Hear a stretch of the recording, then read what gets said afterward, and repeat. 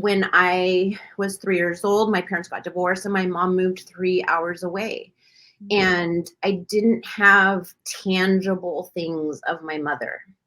I didn't have something to hold when I needed her. Like, I had to call her. I called her. She was there for me. We were, she was always there. I have a mother. I did then, I do now. I have a mother, and she was there, but it wasn't a thing I could hold when I needed it. And so I had photographs, a few, in my purse of my mother and of me and my mother. And it wasn't like today. Like, we didn't have those on digital files. That was the one and only photo. I couldn't get another one. It's not like I could just go print another one because it was backed up in my computer or on my phone. Like, that was not a thing. And so when I tell you that that was precious to me, it was. And also I had pictures of family members in that same wallet who had passed away. And so that little plastic, remember how we had the little plastics with the little pictures? It was my everything. And I took it in my pink purse. And I think this is why it felt really hateful, because I felt like everyone knew that about my life or my story. And it felt cruel. Yes, getting spat on felt cruel, but this was next level cruel because she was doing something that broke my heart, and I felt like she knew it. And I remember crying night after night after night because I couldn't understand why someone would do that. Like, I didn't know the root cause. Like, maybe, I'm sure she had a root cause. Unfortunately, she's passed now, so I won't have an answer on that. But she's passed away? She did pass away several years ago. Oh, wow. Oh, Mhm. wow. Yeah, And and then how did you know she did it?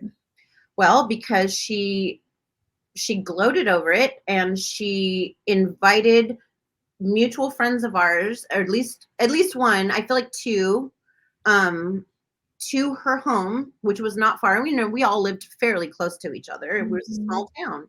And she invited them to her home and was like, ha ha ha, I've got her pictures and I've got her purse. And she destroyed the pictures while she was like with them.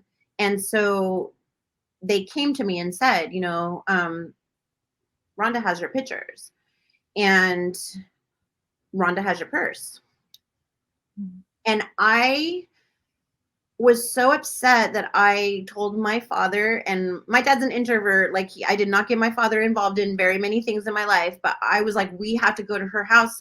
Like, I want my purse. I want my pictures. I didn't know it that they were destroyed. I just knew she had it.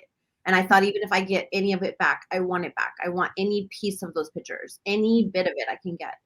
And so we showed up, he and I, at her house. Her mother answered, and my dad was like, well, we want to search her room, which seems so drastic now. But and I found my purse, but the pictures were gone. And because of the cruelty of it, that feels like my first memory of hate and being hated. And that's my first one. And I know you didn't exactly say what's your first memory, but going back, that one hit me. Because I didn't understand it.